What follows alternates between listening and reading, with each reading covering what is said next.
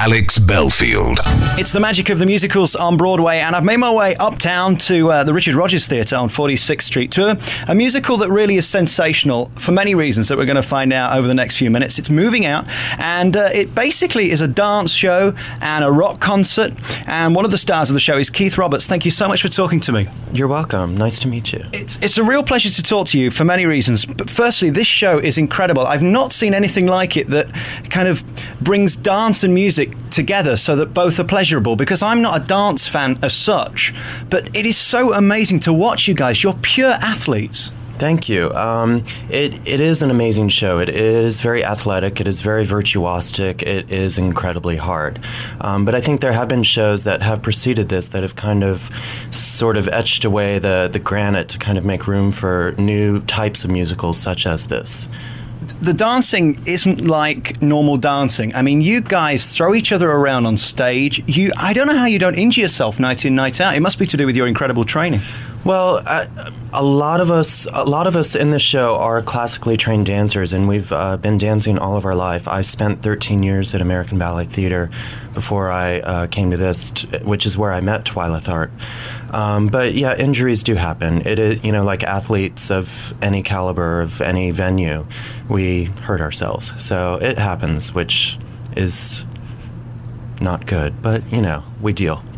There are very few spoken words in this show. This isn't a story as such in terms of the spoken word. It's mainly interpreted through dance. There are occasional spoken words, but it's mainly Michael Kavanagh on stage singing on a raised platform. And then there's you guys underneath, kind of dramatically putting it all across in terms of dance. As I say, I've never seen it done in this way before, where you've got almost two shows for the price of one. It's incredible. Exactly. What's interesting is that all of these songs by Billy Joel, he's an amazing storyteller, and within each song it has its own story. And all Twyla did was put all these songs together in a very broad plot. Well, not very broad, a very specific plot that does tell a story, and all of these songs lend to it. And then our dramatic interpretation, people feel what's going on stage, kind of a visceral experience for them. As I say, there are several levels to this show. There's the rock concert that goes on above you, there's the dancing, and then there's the lighting, which is really another focus of the show. I mean, there isn't a great deal of scenery in this show, but the lighting is so wonderfully done. That almost tells a story itself. Yes, absolutely. Don Holder is phenomenal. He came to rehearsals when we were in production and would sit there endlessly and write notes about everything that was going on stage. And there were endless meetings with Twyla about the feeling she wanted, about everything that was going on.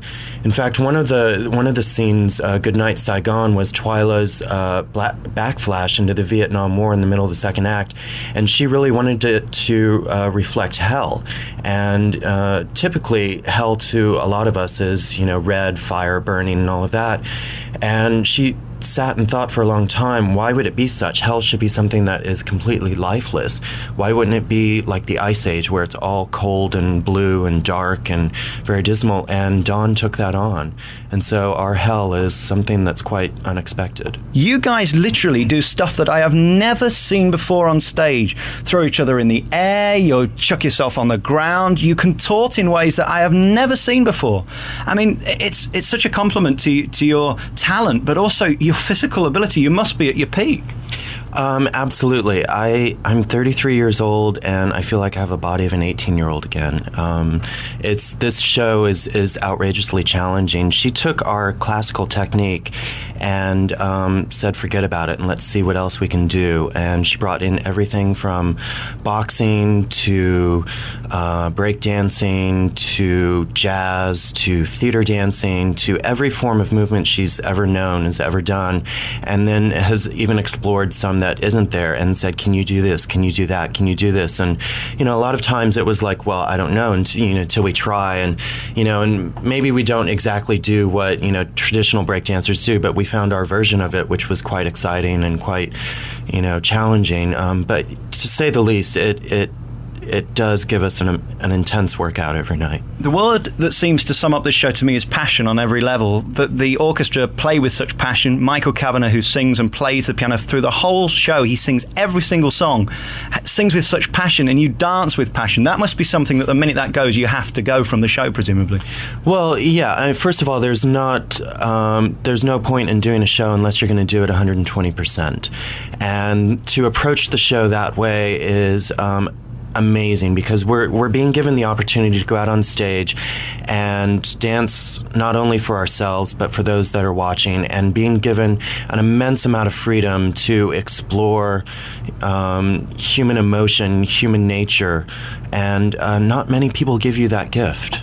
And so it is an amazing gift to go out on stage and do that. So passion would be one of the qualities that is out there, absolutely. What is your daily regime like to keep yourself so fit to be able to do this show? What do you have to eat, and how much do you have to train to get yourself on stage? I laugh about eating because I eat anything I want within reason. I certainly, don't eat junk food and a lot of crap that's out there. But my body is my work. This is my instruments. Is it a temple? I wouldn't say that, but I certainly think it's the same as Yo-Yo Ma's cello or something. I mean, this is what I've invested my life into, is my body. So I'm going to take care of it as best as I can.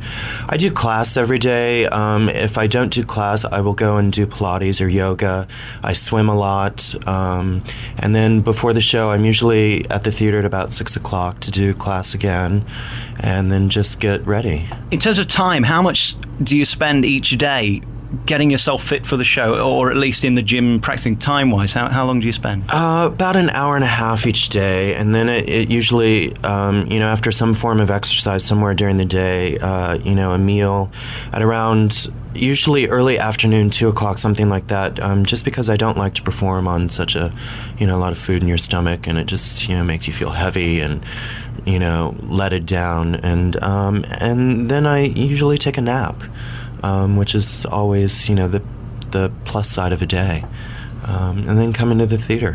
There aren't many musicals, and I've seen most of them, where you hear, wow, ooh, ah, groans and grunts of amazement from the audience. This show does have that, because as I say, you've really got to understand how amazing an acrobat people like yourself are. It is amazing to watch. It's a great show. It's moving out. It's on at the Richard Rogers Theatre on 46th Street. Keith Roberts is, without question, an incredible star, and thank you so much for sparing the time to talk to me today. I almost feel bad because you need all your energy for the show, and I don't want to take anything away from that, because it's an incredible performance.